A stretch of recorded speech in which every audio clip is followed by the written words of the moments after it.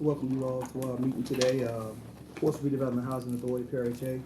Board of Commissioners meetings are held on third Thursday of each month at 5 p.m.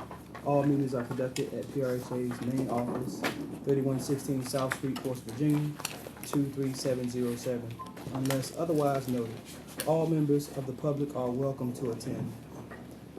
Agenda for today, Commissioners meeting, Thursday, July 19th, 2018. Madam Secretary, roll call. All right. Commissioner Chapman, Present. Commissioner Cofield, Commissioner Harris, Present. Commissioner Lalonde, Here. Commissioner Roberts, Present. Vice Chair Washington, Present. and Chair Smith. Present. We have a quorum.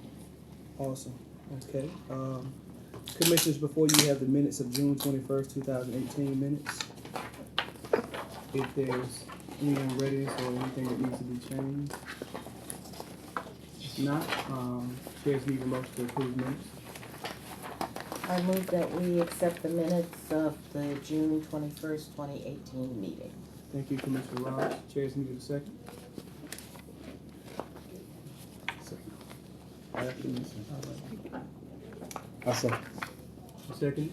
Thank you, Commissioner Harris. Madam Secretary.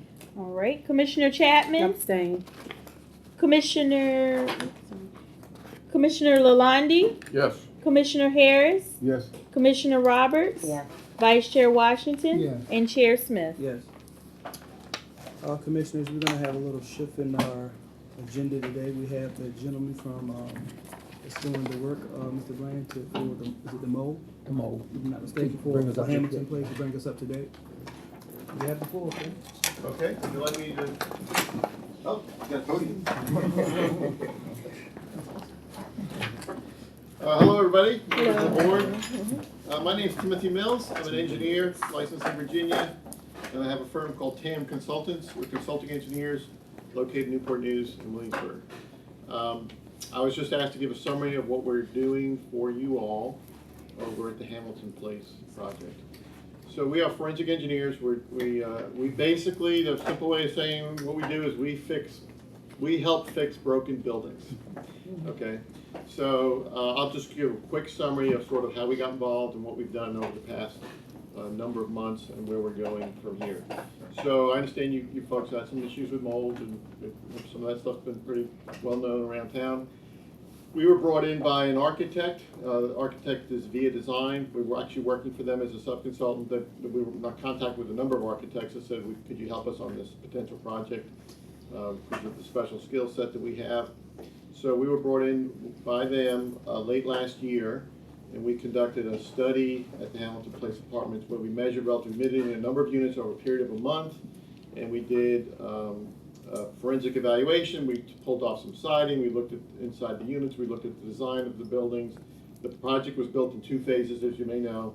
We looked at both phase 1 and phase 2, and we issued a report, a draft report late last year. Went to the staff. Staff made some edits and changes. We had several meetings to discuss that, and that resulted in a final report that was issued in the earlier part of this year. Basically, to summarize sort of our recommendations at that time, which still the same recommendations, there's really 2 big major issues. One is the manner in which the buildings were originally designed and set up and the mechanical equipment was installed has created a problem where there is too much unconditioned outside air being drawn into the apartments, particularly in the summer months, which causes high relative humidity in apartments, which is ultimately the cause of mold. So that was one issue.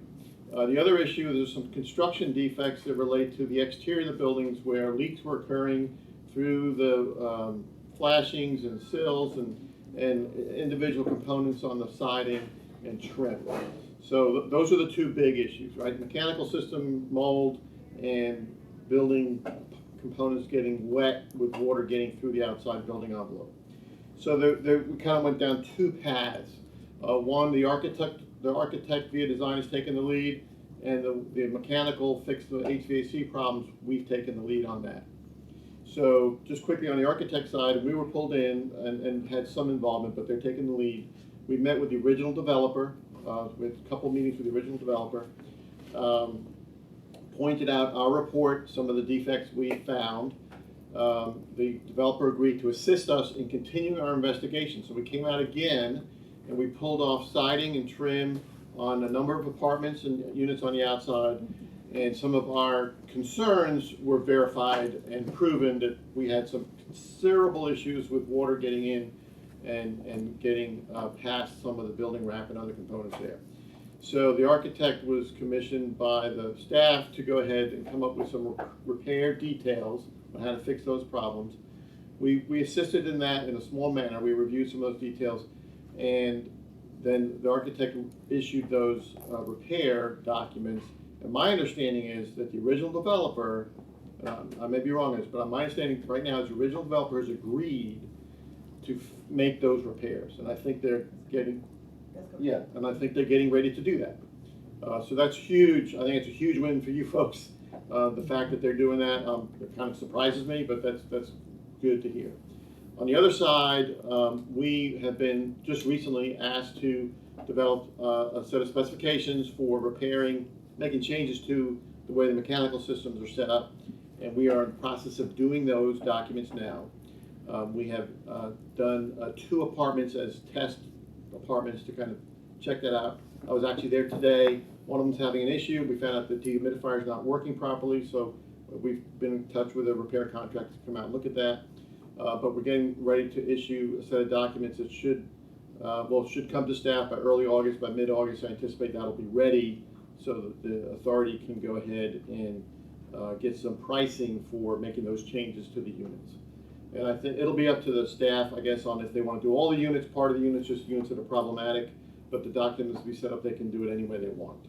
So we've been asked to do that, and we're in the process of doing that, and we're working on that. So over the next month, we'll be finishing that effort. So that's sort of a real quick summary of what's transpired over the better part of this year. Commissioners, any questions? Yes. Yes. Longevity in terms of how long do you think overall will this take to fix?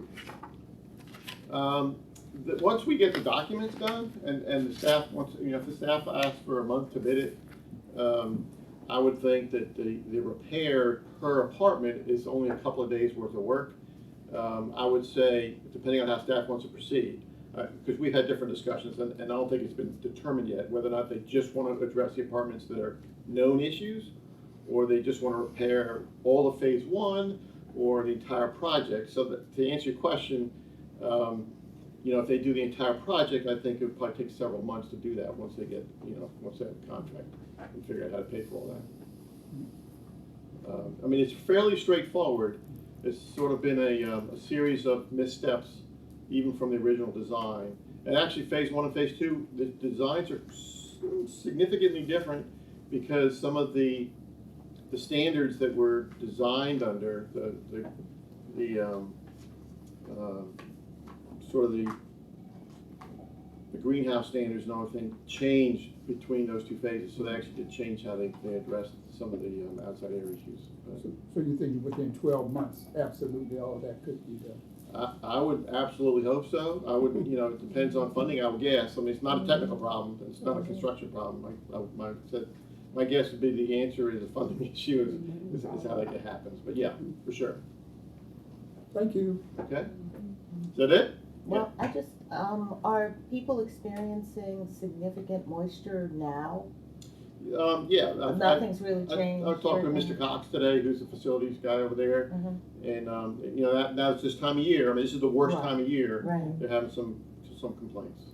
So, yeah. I mean, there is a significant issue in that it's kind of it's kind of a double-edged sword. So the code wants to bring in outside air because it's fresh air and it's supposed to be good and healthy and but all that. But But the it's problem with very the wet. outside air, it's got a lot of moisture in it, Yeah. right? A lot of humidity, like today, right? Right. So you bring that air in, if you don't properly dehumidify that, your relative humidity goes way up and then you have mold and other problems. So that's really, in a non-technical way, that's sort of what's going on. So I understand that we're looking for a long-term solution, but are there any short-term remedies that could make life in the apartments better? Mr. Cox has done some of that. He's basically closed outside air dampers where he can to try to limit that. But the units themselves, because the size of everything else, they're not dehumidifying the air well enough. So we're gonna fix that by adding some equipment. And, we're not thinking in terms of any additional impact on the residents in the unit, As far as the repairs go? yeah, or health or any, you know. Yeah. No, I mean, the repairs themselves are all gonna actually be in the little mechanical closets that are sort of off the porch. So the actual impact to the internal parts of the house is minimal. Okay, Very little. Okay, great. Okay? okay. Anything else? Thank you very much for your time. Thank you, sir. Appreciate it. Thanks for having me. Thank you. Thank you. All right, the next item we have is finance. That's a nice transition. I mean, we have a dehumidifier in our hall, and we empty it like twice a day. Good evening. And most of the time you Good turn evening. them off here. Somebody could do that.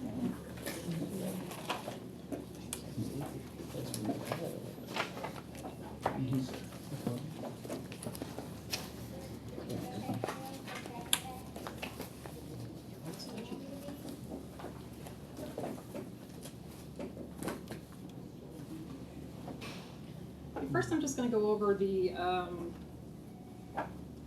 June financials. These were for 12 months. Our fiscal year ended just June 30. So for the COCC and the Section 8 program and a couple of the public housing sites, those reflect the 12 months of operation. The partnerships reflect six months. And I've made a mental note to maybe clarify that on the cover page going forward, so you'll be aware that, like, the partnerships actually run calendar years, so these are covering January through June. And then, of course, the other financials for the following fiscal year is July 1st through June 30.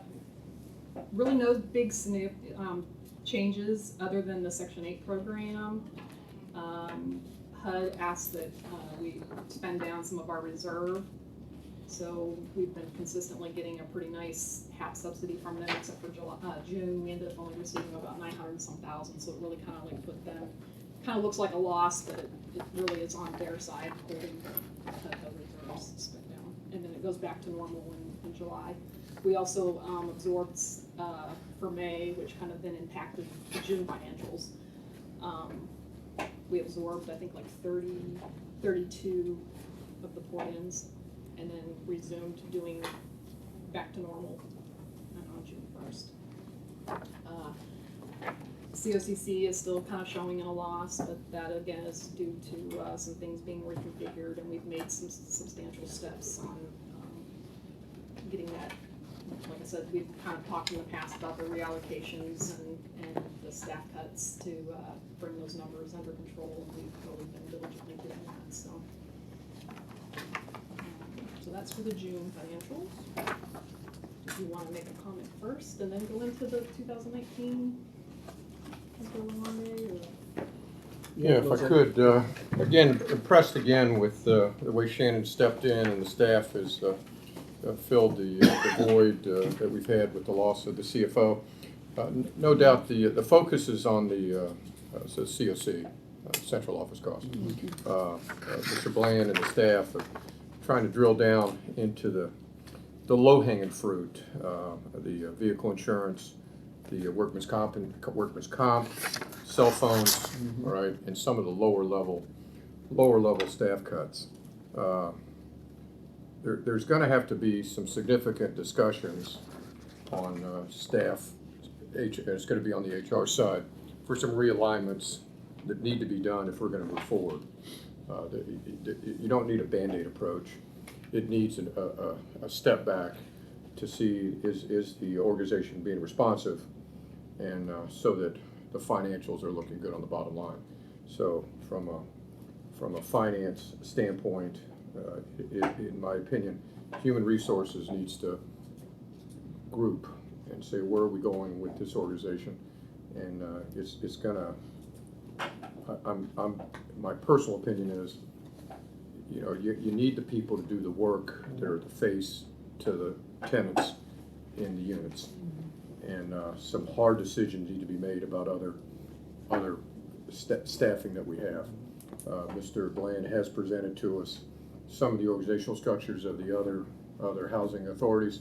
It's not that we need to look like them, but are we positioned to do the work that we need to do with it being as lean as we possibly can? You know, those days of having a little reserve is not there. The reserve needs to be protected. Or it needs to be protected.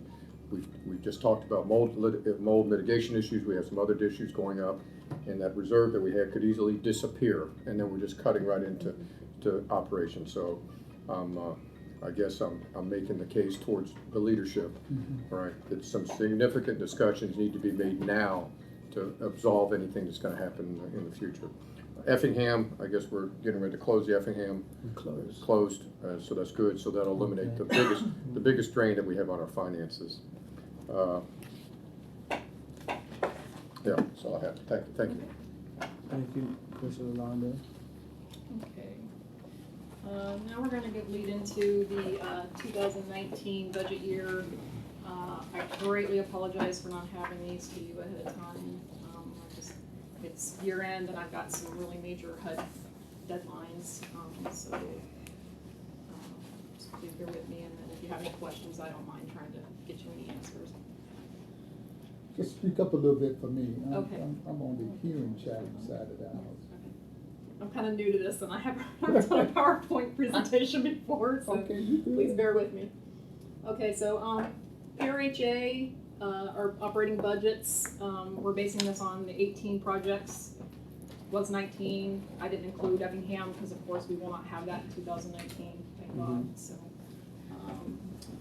all these are on a 5-year rolling, so they are pretty much, I have them out till about 2021. Of these 18 projects, they can be summarized into these categories. We have still our low-income public housing, our project-based RAD units, the HCV program, and then of course our central cost and management. The Central Cost Center Management Fund, this is a mandated center by the HUD for all key personnel. It operates through the fees, that's what we've been kind of talking about, that we need to get our properties profiting, so those fees will flow into the central account to cover our overhead. The management fund is basically non-HUD funds,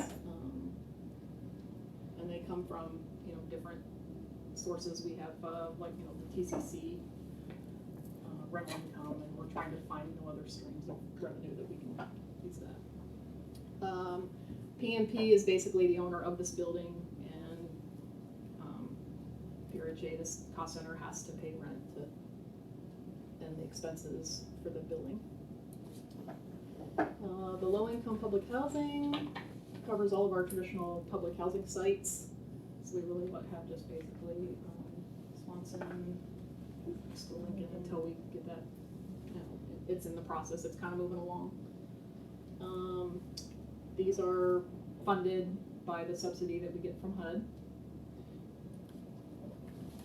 And again, these are the low income for now. We're in the process of these 5 doing the RAD.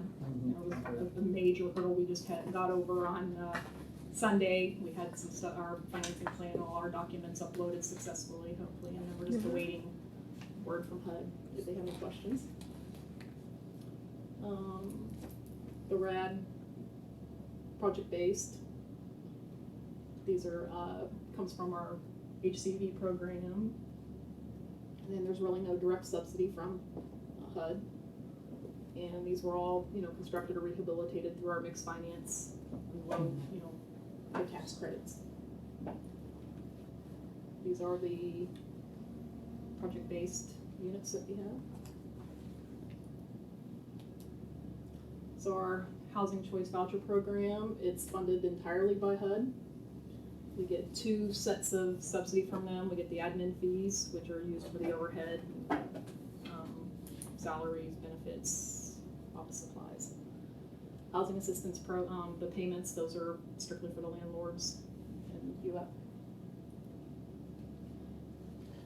Okay, so the budgets that we prepared, I've used the figures from 17 and 18, historical. The employee benefits, we've talked about this in great lengths before. The benefits are now being allocated by an actual expense. And then I also then factor them out based on labor distribution, because some of the employees could be covered by multiple properties. So I have like a percentage factor based on the units that are in that unit. And then some other expenses, there's just some other factors that we're not sure. We assess all of the vacant positions for need. We're strongly striving to have balanced budgets. It's also a work in progress. Budgets are aligned with strategic planning and goals. We have a lot of meetings, meeting of the minds to try to make sure that, and all budgets are in compliance with our regulatory guidance. Our challenges that we face, of course, are we don't really know ahead of time what HUD's gonna, like I have no idea what we're gonna really get in 19, what the proration factors are gonna be. We have some concerns that our elderly, which is now just gonna go down to the 1. Physical needs of Swanson and Lincoln until Lincoln is developed. And then, like I said, mentioned earlier, we're always kind of looking for new streams of revenue. Rents are forecasted to increase.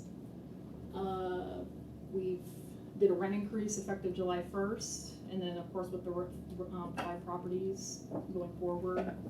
I couldn't really put a dollar figure on it at the moment, but excited about that.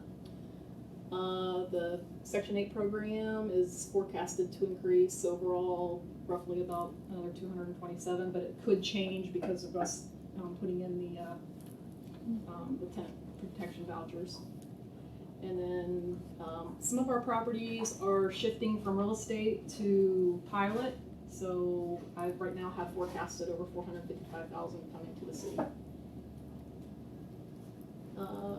Differences for the cost center right now, you would see on the budget is that, of course, the revenue streams were kind of decreased from prior year. Found out, with some of the fees that we really didn't want to balance using those what if numbers. We wanted to go mainly on the management fees. And then, of course, one of the big numbers on there that was a variance was the salaries, because then that was due to the budget or the cuts in staff that we've made already. The housing choice voucher program is set to increase, which is always good. We've acquired, like I said, those tenant protection vouchers. And the fee expense, there's, we do get the management fees from Section 8 to help, so that's we depend on Section 8 to help us out. Swanson Homes, it's going to be decreasing. Other administrative savings are forecasted to match the actual operating results because of the 17 year. Lincoln Park is also because of the vacancies.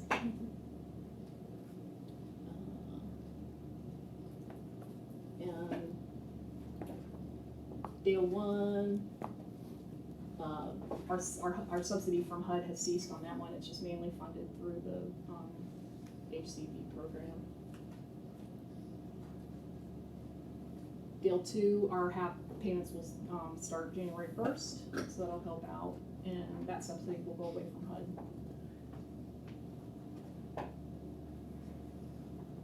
Right now, utility costs are a little, this one here is really starting to gear up with the rehabilitation, so it's really hard to do a projection as to where we're going to stand. Phoebus Square is one of the properties that is in a negative. We have a bond, and Mr. Lynn and I've talked. We're going to try to look at those. So we're getting hit with a lot of interest and fees on that bond that's holding on that property. So we have a little work to do on the Phoebus Square, but I assure you that we're looking into that one.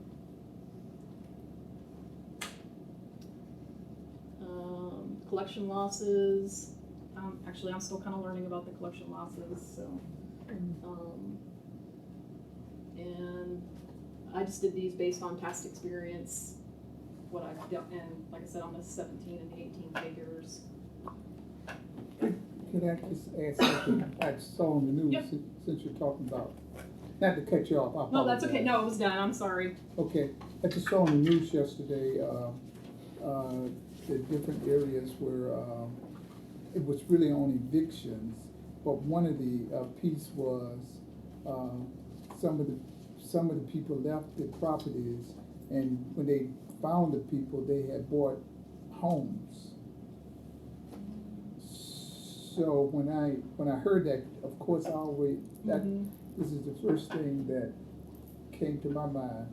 And because we've been told some of this money we just write off, we can't get the money from the people, so, I just say that to say, how do we pursue, what do we do, or, cause if you hear people who have, of course, we want people to do better, but if they're buying new homes, and of course, we want people to buy homes, we want Right. people to have that. But I just thought I'd throw that in without having a real definite answer to anything. I about appreciate that. I getting think that money. overall, PRHA as a whole, our eviction rate is way lower. Yes. Compared, so, I mean, on top of that. And then We would have been on the news too. well, there are two things that we do. When family move out owing us money, we send a report to the state. And this way, if they file income tax and there's some money, it comes to the housing authority, they hit the lotto, they come to the house. And also, we had to send a collection thing to HUD, so this way, if they apply for assisted housing anywhere else in the country, they would have to satisfy the debt there. And then if they come back into our program, we require that they satisfy previous debt. Although we write it off for bookkeeping Right, yeah, purposes, for bookkeeping but it's still active. Okay, Yeah. that's Yeah, what I. this- Yes. there was, the That's very what I- last sentence on those, papers was really important. The fact that we're writing this off doesn't preclude us from collecting it Right. in the future. Right. It's only to clean your books up. Right. Yeah. It's an accounting thing. And I've got some pretty substantial state refund checks, within the last year, one alone was over $5,000, so they are making great efforts to get that collected. Okay, and see, this is the first time I've heard that. No, we talked. That's a good question. It's a good question, but Yeah. it's one thing that I think is important that we remind everyone, that even though they're being written off, these uncollected rents are being written off financially, the organization doesn't forget. Right. Excellent. Okay. And even more so, that incomes are coming back to our organization as a result of our need to write it off to do our books, but we haven't forgotten to get the money. Right, and they provided us a great tool, because like Mr. Bland said, if somebody takes off and heads over to California, and as long as we put that in there and they wanna try to get into a housing agency out there, it pops up, hey, they owe somebody on the other side of the states money. So. I have a question, can I ask a question about, you mentioned a pilot to the city, and in one of our last work sessions, it was brought up about the transfer of property, and they were wondering if there was taxes, and I told them I thought that it was a pilot, so payment in lieu of taxes. So you mentioned an amount on there, about 7 slides back, the payment in lieu of taxes to the city, so. That included both the real estate and because there's several properties that are gonna be full pilot. If I needed to break it down, I could get that in, I just don't have it with me. Yeah, that's fine.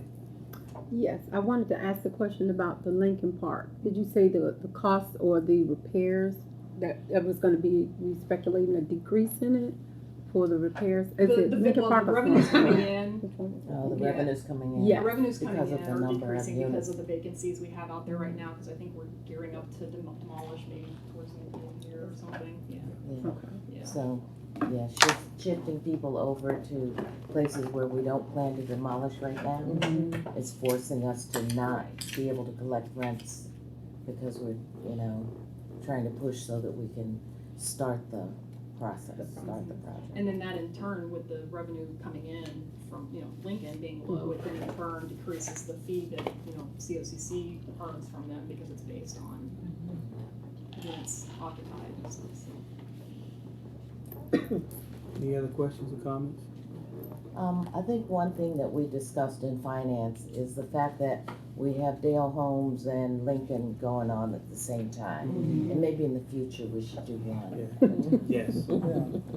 Totally agree with that. Would you Totally like to agree. make a motion to that? No, we don't need to hold on it, but just don't forget.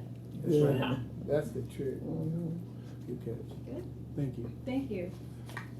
Alrighty. Yes, sir, go ahead. I was thinking, let me just add, looking at the finances going forward in July of this year to June the 30th of next year, I'm just looking at it on long range. I think, with the units we're gonna add, I can see in the June the 30th, the housing authority will not be in what I call a deficit. It would have good net, profit coming in. With all the hard work that staff have put in, with, we're looking at material that we buy. We did a lot of staff moving around and stuff like that. I think, June 30th of next year, that the housing authority is gonna be financially in good shape.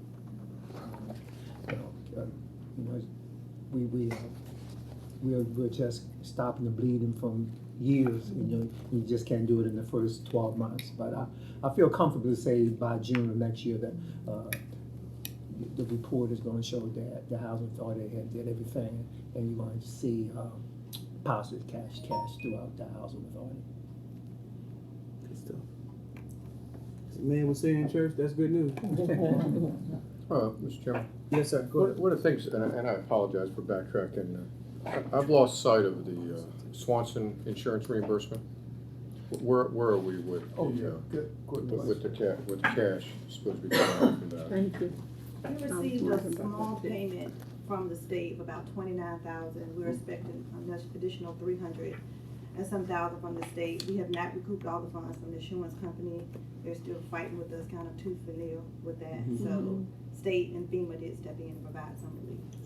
What's the reason why they're Yeah. giving us such a I hard think just 'cause time? it's such a large amount, of money. They've asked for so much documentation, which we provided to them, and they just, to give out that type of money, they really just fighting with us. And we have a public adjuster on board with us who's dealing with the same resistance. So we're gonna keep pushing at it, but, we're thankful for FEMA and the state that they have provided some relief to us.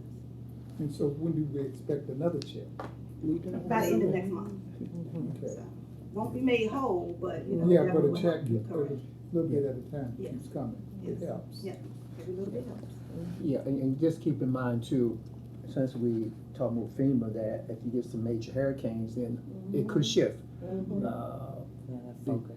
That the focus of where the money go, because you just saw in the news, I think Puerto Rico just got $400-some million, $200-some million saw on the news.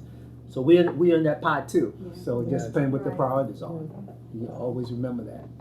And I think about the time that FEMA went to step in to try to help us, that's when Yeah. the one that hit, there was like two right in a row that hit, so, yeah. Thank you, Commissioner Lonnie. Anything else?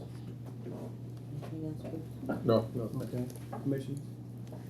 Commissioners, before you have a resolution, 2018-34, resolution adopting the consolidated and asset management project-based operating budget for the fiscal year ending June 2019. Chairs need a motion. Motion that we accept the consolidated budget for the 2019 fiscal year. Chair receives a motion, chair receives a second. Second. There's a motion properly second, Madam Secretary. Commissioner Chapman? Yes. Commissioner Harris? Yes. Commissioner Lalonde? Yes. Commissioner Roberts? Yes. Vice Chair Washington? Yes. And Chair Smith? Yes. Commissioner, before you have resolution 2018-35, resolution approving the amendment to the 2018 Capital Fund Annual Statement and authorizing execution of the 2018 Capital Fund Program. Excuse me. Yes, ma'am. I'm gonna speak briefly on that before you Okay, sorry. approve that resolution. Okay, I didn't look up, I apologize. So, Ms. Sterling talked a little bit about the income that comes into the authority. I'm just going to talk separately about our capital funds, because I need a separate resolution passed, for that. So the capital fund program is grants that we receive from HUD, basically to modernize and develop additional public housing, to make the repairs and do the, non-routine maintenance and things of that nature to keep us afloat with our maintenance of our facilities, and public housing. So funds can be used for the development, financing, modernization, and administration of public housing development, and for management improvements. So with those grant funds, HUD has caps on those, on certain items. So 10% of the funds can be used towards admin, 25% can be used as operating transfer, and 10% of the funds can be used towards management improvements. You'll see what I'm saying in 2 slides. So we were awarded for 2018, $2,184,978. We are very excited about that increase. As you can see, we received about 1.5 million in 2017. So that's about 42% increase that we wasn't expecting, but President was surprised. Okay. That's a good success. Now let me just say the reason for that was, the good thing was, Bruce probably knows this, because we're in the same appropriation as the Department of Defense. Because the Department of Defense got that high increase, that Housing Authority benefited from that. 25%. Yeah. Oh, So, we're definitely grateful for that. And here's a breakdown of how we plan on using those funds. You'll see here, operations in amount of 436,000, security, computer and software upgrades, training, and then we have a max of 10% on admin. And then you have fees and costs, and that's A&E stands for architect and engineering fees. And then we have the inspector, salary that comes out of that as well. And then we have capital maintenance for Seaboard, demolition, of phase 2 of Lincoln Park. We have allocated 500,000 for that, and then the RAD conversion, we've dedicated another 558,000 for that. But there's your total of your $2.1 million. Now, we're not gonna give any of that back. They can't No. come, we gonna spend we're not gonna come at the end of the year and have a surplus that we didn't spend. Well, and now let me explain to And the you. government can come back and say, I want my money. No. And these funds, and you'll see in another slide, maybe the next one, this fungibility. So HUD allows you to move items and funds around within that 5-year period, because it's just an estimate. For instance, we really don't know how much the demolition of Lincoln Park is Right. going to That's cost right. until we bid it out. Right. So Right. we can move items around and switch, funding and that type of thing. So we don't plan on giving these back. That's, I really wanna drive that home. Yeah, don't spend the money. We need it. We need it, our community needs it. So, So we only got 24 months. with these funds, we're required to obligate 90% of the funds within 2 months, and then all funds have to be expended in 48 months. So we have a little while to spend these. Any questions? I got a comment. Oh. That's incredible. Isn't that Talking about being on time. 42%. This is definitely gonna help with our RAD conversion. Oh, yeah. That additional money, to help, so that we can get an increase in, rents to help sustain our program. And again, I think somebody asked in the previous meeting, it doesn't mean that the residents' rent increase, it's just the amount that we receive. We get additional money, but the residents still pay the 30% of their income. Any questions, commissioners? Job well done. Now you can approve the resolution. Well done, well done. Resolution 2018-35, resolution approving the amendment to the 2018 Capital Fund Annual Statement and authorizing execution of the 2018 Capital Fund Program, amendment to the Consolidated Annual Contribution Contract, ACC. Chair's need of a motion. I move that we, approve the resolution 2018-35, approving the amendment to to the 2018 Capital Fund Annual Statement and authorizing the program, or something like that. Chair's received a motion, chair's received a second. I second.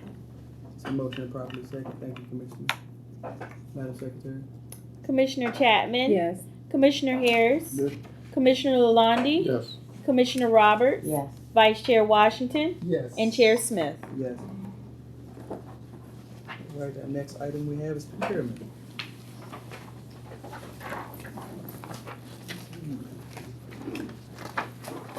Good evening, everyone. Good evening. And I don't have any pretty visuals, so you got me to look at.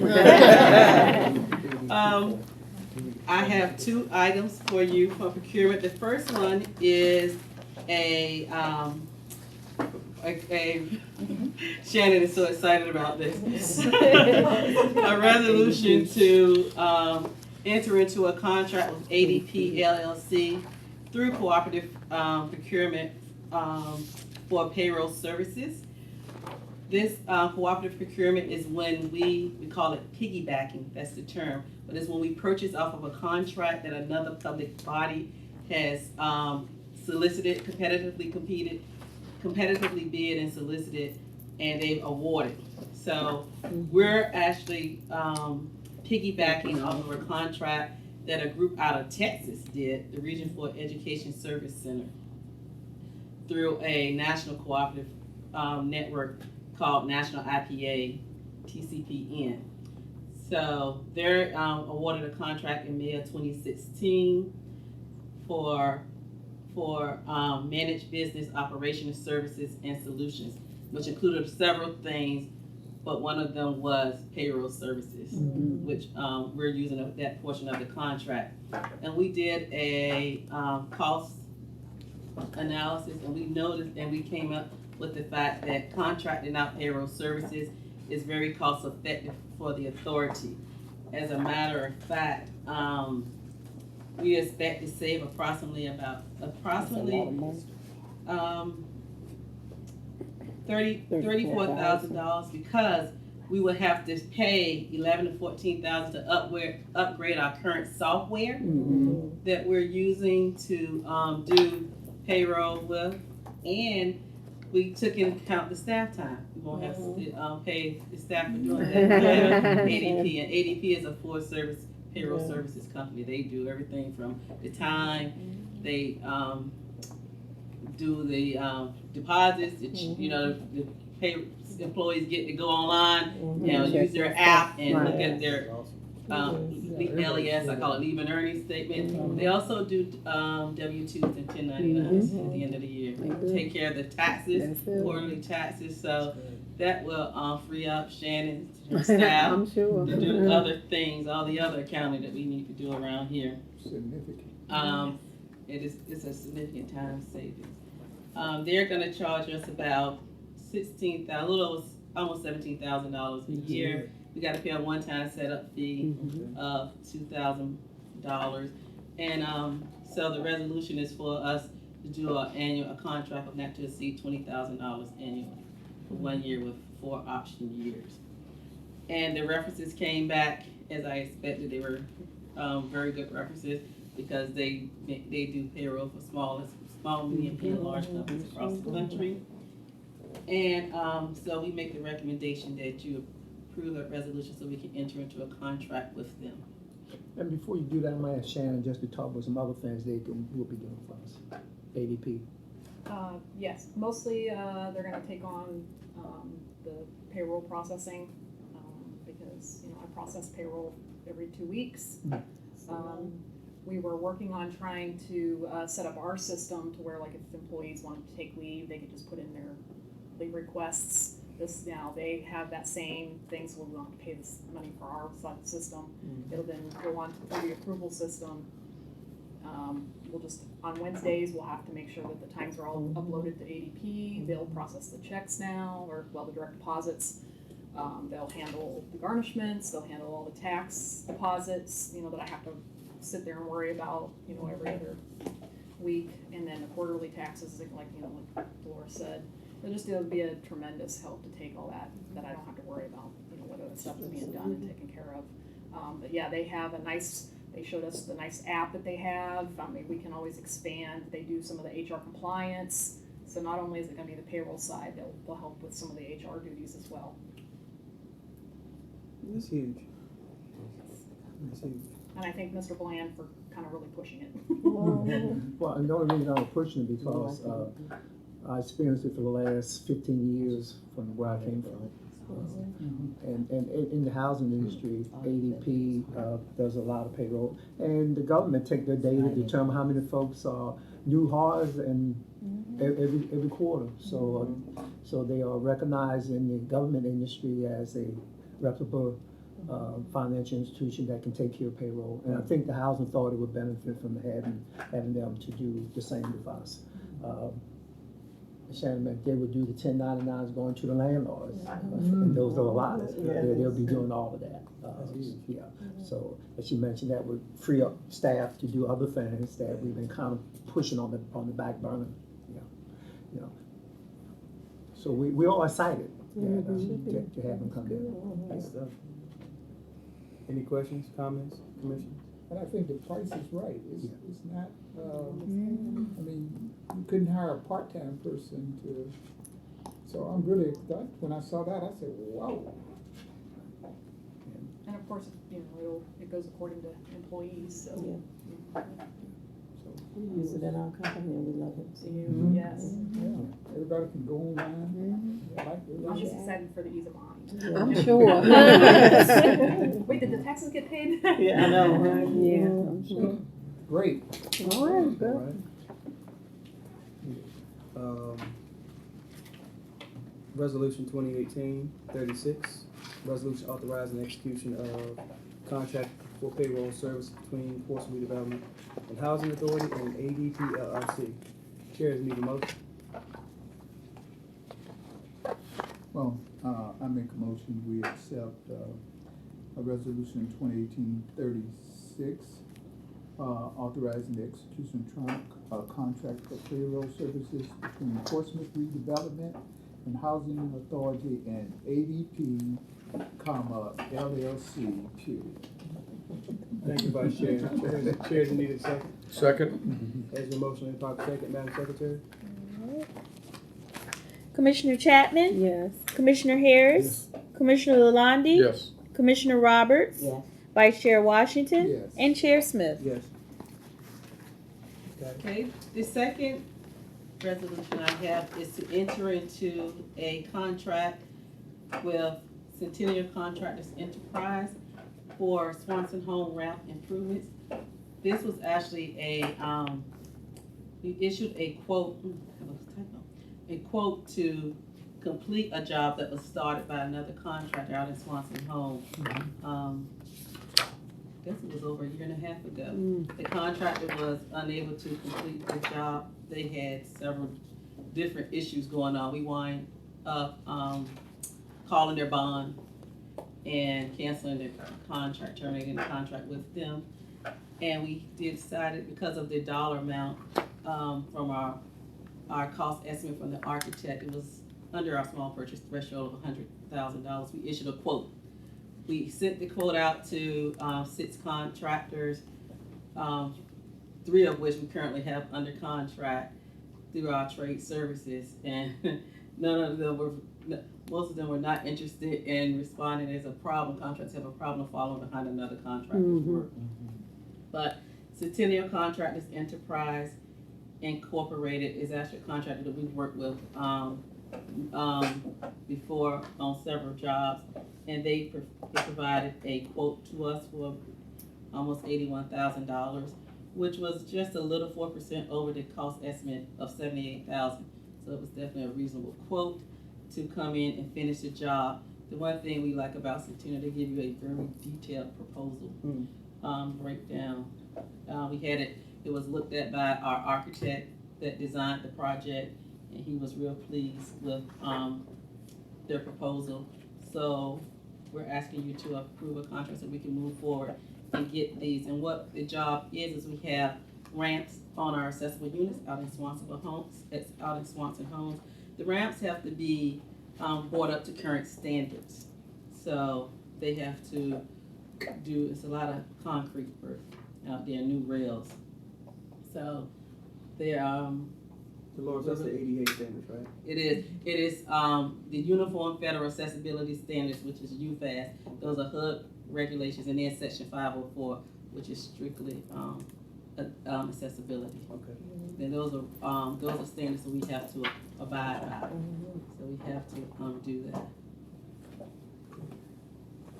Any questions, Commissioner? So how much did we pay out for the last ones that didn't complete the job? The, ones that didn't complete the job, we paid, about $80,000 or $90,000 to them. And so their bid was $178,000. So Okay. they only Okay, got, I cause they see. only get paid for what the work that Exactly. they completed.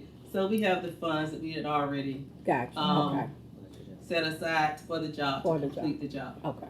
And if we go over what we have, then their bond will pay the rest. Oh. Okay, there are any questions or comments, Commissioners? There being none, chairs need a motion. Oh, wait a minute, one more. Okay. How long did they say it was gonna take to complete? They have the 90 job? days. They have to 90 complete the days to job. complete. They don't expect it to take that long, but Mhm. that is what they have. Okay, thank you, Okay. sorry. Good to go, Commissioner Chapman? I'm good. Okay. Resolution 2018-37, resolution authorizing execution of a contract for Swanson Homes ramps improvements between Portsmouth Redevelopment Housing Authority and Centennial Contractors Enterprises, Inc. Chairs need a motion. I move that we, accept the resolution 2018-37 authorizing the contract between for Swanson Homes ramp improvements. There's been motion and properly second. Madam Secretary? All right. Commissioner Chapman? Yes, Commissioner Harris? Yes. Commissioner Lalonde? Yes. Commissioner Roberts? Yes. Vice Chair Washington? Yes. And Chair Smith? Yes. Thank you.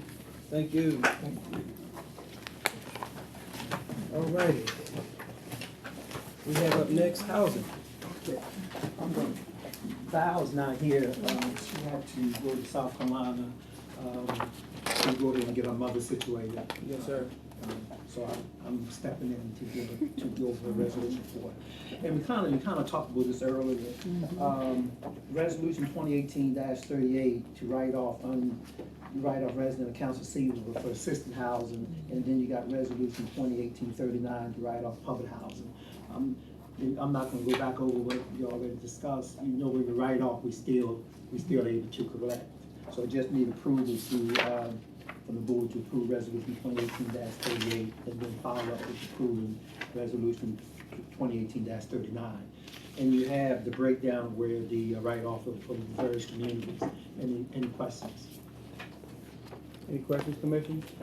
Yeah, I went back, we talked about this during the finance meeting that we had this morning.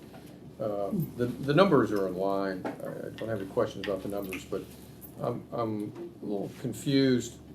This was brought up to us back in January to do some write-offs, all right? And the wording of that resolution said, it's the policy of the agency to write off uncollected accounts receivables every 6 months. Yet, in this one here, we didn't use that same language. So has there been a policy change? Has there been some sort of policy change that I'm not aware of? Because the ones we're doing are for a year. The one we did in January 18th, 2018 says the agency's policy to write off accounts receivable every 6 months, but yet we don't have that in the wording of this background. I think what happened was when they did the write-off, and I can double check and get back to you, I think when they did the write-off back in January, there was some accounts that were missing. That's the reason why they went back to July 1st of 2017 up to May 31st to cover in case. I think there was a few that may have been missed when the write-off was done in January. And that could have been missed until the reason why, because when we did the write-off in January, we still had some families who may have moved out in December. Or moved out late November, that would not have been a part of the write-off in January. But I will go back, Commissioner, and I will check and give you a definite answer to see if any of these are duplications. I'll let you know. And you said, Bruce, it's every 6 months for the last one we did in Well, the January? one we did in January, we said our policy is, it's a 6-month review, and the numbers we're looking at for this time for a year. So I'm just a little, we said something different in the resolution than we're saying this time. And I just want to make sure we're consistent. And I'll make a note to put down that for old businesses file up to make sure. Vice Chair Washington. Yeah, But the numbers are fine. yeah, and I think I thank you for bringing this to our attention, and I think we need to look at that, and if whatever we need to do to correct it, it should be done. And, if there are things that were missed, we also need to correct that, so I don't hear anything bad being said here. It's just, we just need to make the corrections according to what has been stated and continue to move forward. I mean, I'll give you an example, although we sent May 31st, for this one here, we didn't include June in here because this is July, we haven't closed our books yet. Yeah. And so we did not include, because we could have had a person who moved out of the unit mid-June. So technically, we gotta wait until they're out at least 30 days. And so you, at your next write-off, you could have some, June folks on here, June 1, you may have some May 31st folks also. Yeah, but I'll follow up and you get more clarification from you on that. So we do need to look at how we word this policy, definitely, so we can have some conversation about that. And one of the main reasons, once again, why we were asking for this write-off is because we are closing our books as of June the 30th, and that Commissioner Roberts has said, you know, it just, on paper, we just for accounting purposes. Mhm. Yeah. Excuse me.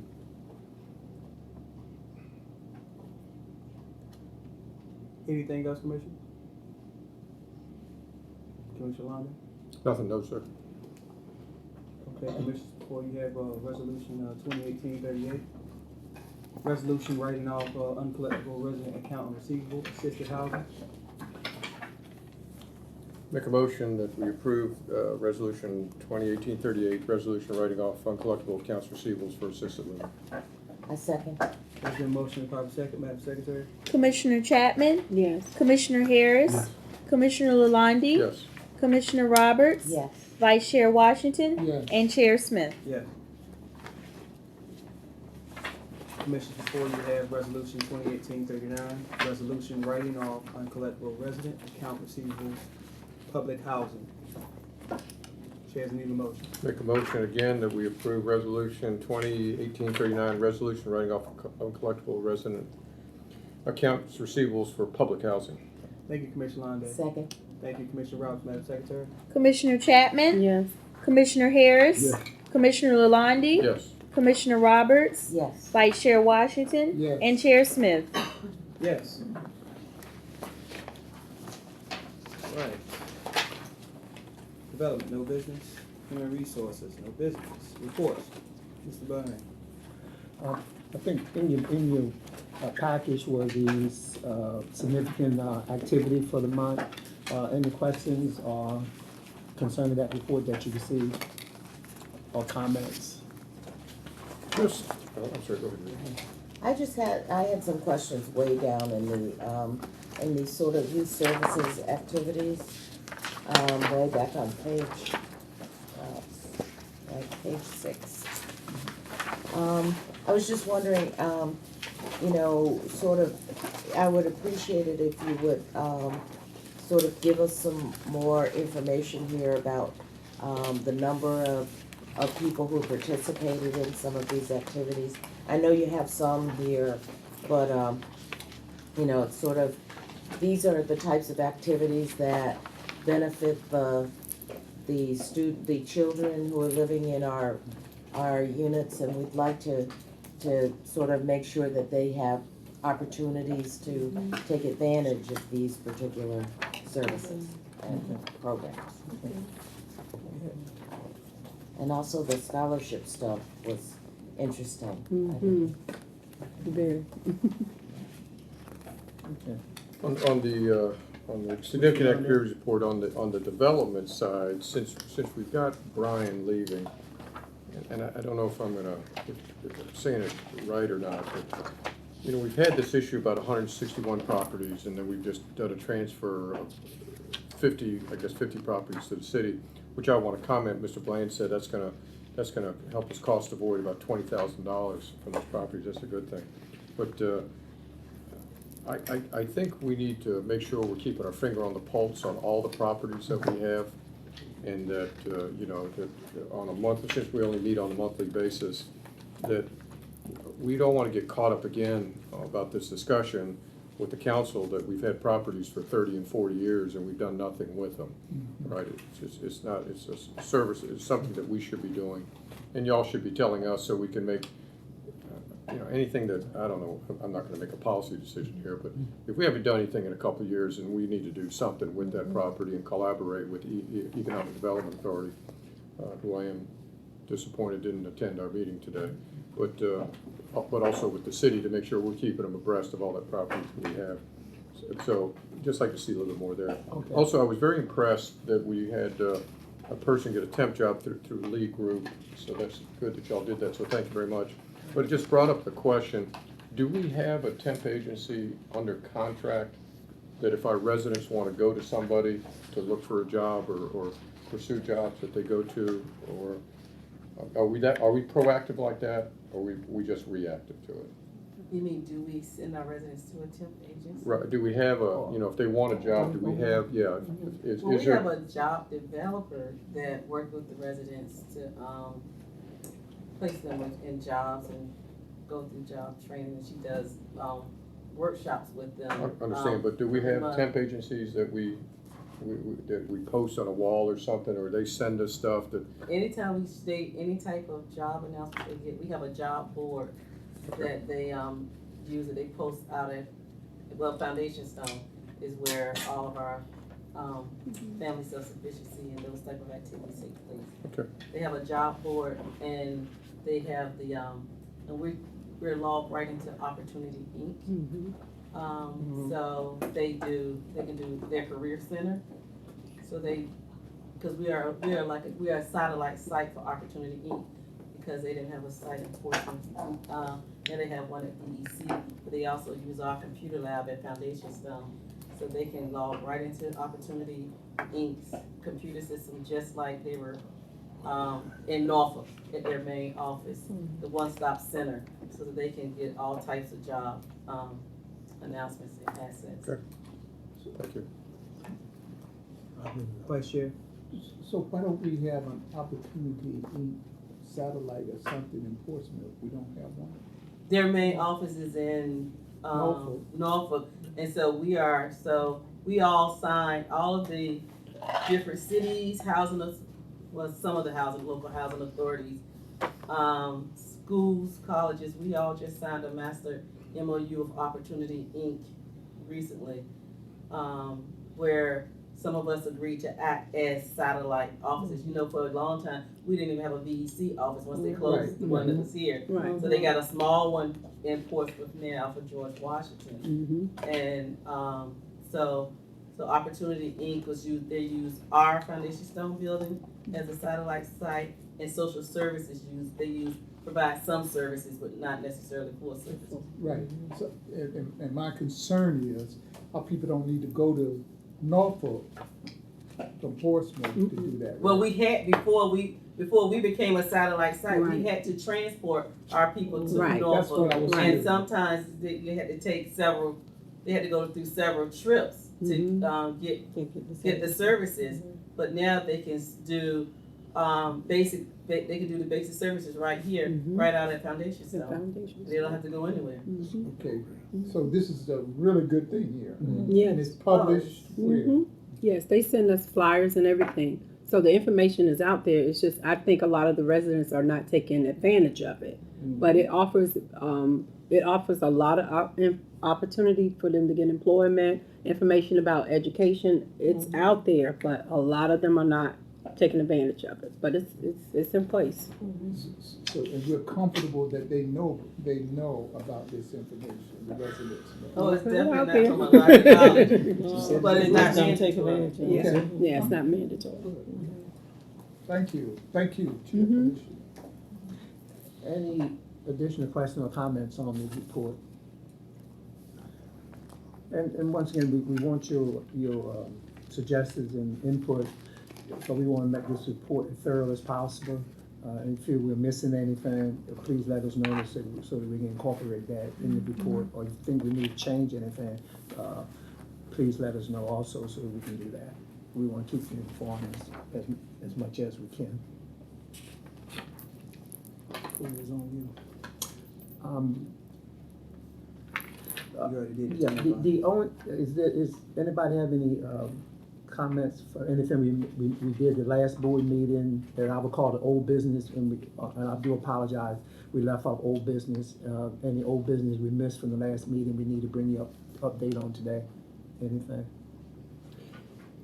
I got, of course, always a laundry list, because I read stuff that you send me there. You sent us the packets for the ethics for commissioners that was done at the Norfolk site, and that was good. On the action plan, it talked a lot about the action plan, the responsibility of the commissioners on the action plan. And it talked that thing, in addition to having our review and vote, obviously, that the Residents Advisory Board and the Resident Assistant Board also do it. Was that done? Was the action plan run by, do we have a overall Residents Assistant Board, or is it for each one of the projects that we For have? the action plan? Yeah. Yes, that was taken to the RAD board. Yeah. Yes, we can take that to the RAD board. And that's a HUD We have requirement, residents, Okay, yes. yeah, they had to make comments on it. And I'm glad you brought up about old business or action items. That's, I never remember sometimes what we talk about, until I see the minutes and I look for follow-ups on it. And I was just trying to brainstorm that we talked about a couple things. We talked about a couple things, that at least I brought them up. There's this, it's just a feeling that I have about the culture and the happiness factor, I guess, within the building, within the organization. And we talked several board meetings ago about possibly doing a 360 survey, and I know I passed that to the HR folks, but I've never gotten any feedback whether we're going to do any type of culture survey of the organization. The other one is we put out that early retirement, you put out that early retirement, offer for early retirement, and I never got the answer, or at least formally never got the answer about how many people picked up and took early retirement. We talked at length about being proactive and putting out the word of what we do. I know the last time I brought it, the EDA had that book that Ms. Jiggis mentioned, that the executive director and the city manager take a lot of credit for putting that thing out. But we just talked today about how we got $2.1 million in capital funds.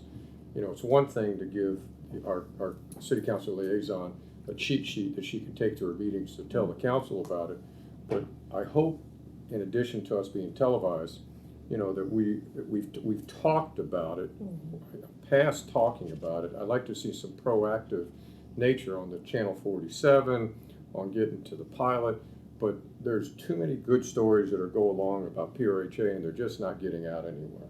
And we talked about putting a PR person or some sort of PR person on the staff. We talked about monthly meetings with somebody. Well, I'm not seeing anything. All right, and I just like to make sure we're pushing on the PR side. The last one, and again, just an HR type of thing, for the chairman and the vice chairman. Congratulations, Mr. Plant. Today's his year anniversary of being here, and I was wondering when we're going to have the opportunity to, in closed session, open session, look at the performance appraisal for the ED, since that's our responsibility to do that. That's all I have. I just want to add that the early retirement, I did sit down with the committee, vice chair, and Commissioner Chapman, and we went over that. We had one employee that requested early retirement. but we sent it out to everybody who was eligible. But we had one that submitted the paper now, you know, and we may get another one, between now and then. So it was only two. And the purpose of that was, once again, when they leave those positions, we will not feel, trying to bring down what we call a payroll here in a central office. And I can let the committee speak for themselves in reference to whether they're comfortable with, what we discussed in reference to the early retirement line literature we set down. Oh, yeah. I apologize, too, because we did have a very healthy discussion about that, and I did have that information, and the information didn't get disseminated to the rest of the commissioners, so thank you for that catch. We were aware of the one person, and we talked about how to finance that, and it wasn't as much of a internal financial problem for the large numbers of people that it was offered to, and that was my major concern. Mr. Blaine, you want to speak to that part of it a little bit more, how we would handle that financial, because my concern was if all 30 people took an early retirement, how we gonna finance that? You know, from a human resource perspective, I think Mr. Chapman and I, we kind of discussed that, and that got me disturbed, and so we had a real significant conversation with Mr. Blaine on that, and he alleviated my fears. Yeah, but like I said, we only had one, so basically that person, I think, was going to transition out in October, I believe, if I remember. I can't remember the exact month. And we would just supplement her health insurance. I think I can't remember the time now, either 6 months or a year. But it's not a financial impact on the agency. But because when you look at the salary will go away, and so it's a savings for the housing authority. That's the most important thing. And this is the second time, I guess, within the last 7 years that the housing authority did that same type of letter. It was only thing changed on that letter this time was the date, but it was verbatim of the same type of letter that was given out back in about 7 years ago at the Portsmouth Housing Authority. And they had maybe a couple employees that took early retirement about 7 years ago. Yeah, and I want to thank I forgot, either Commissioner Lundy or either Commissioner Washington mentioned to me, why don't you do early retirement? And I want to thank, I can't remember which one, for that suggestion. And we took advantage, as I would say, I was listening, we took advantage and sent that out. Yeah. Okay. And then one of the other things I heard you comment on was things being proactive. I think that we have a lot of good things that are happening in PRHA, and I want to affirm that again. And we deserve a pat on the back, because one of the good things that we have actually accomplished is making our meeting video televised to the community and to the city council members and to the people of Portsmouth that we are accountable to. And so this is a real accomplishment for this board, and we need to continue to do things just like that. So, I mean, this was not happening prior to a couple of months ago, and we are making it happen, and so we are really excited about that. So that's a real plus for us and for the city of Portsmouth.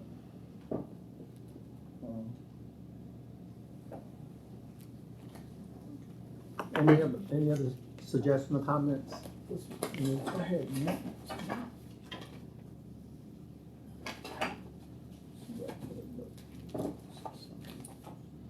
oh no, okay, we can.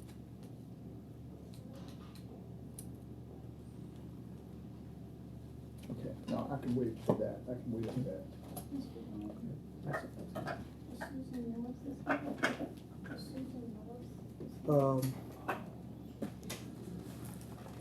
As always, Commissioners, I appreciate the service that you provide to the Housing Authority and then also to the city itself. But also received a letter that lovely Commissioner Cofield, she moved to another city, Chesapeake, so we lost her. as a commission. And, we keep moving forward. Prayerfully, we'll get another great person. Yes, sir. We need to go in closed session for, the attorney here to talk on Mr. Short case. Okay, gotcha. Alrighty. Any other comments, commissioners? And I'm sorry, we ain't got no public speakers. I'm supposed to say that anyway, public speakers, where it allows it 5 minutes to speak. Ain't get no backlash. Alrighty, let me get to that resolution.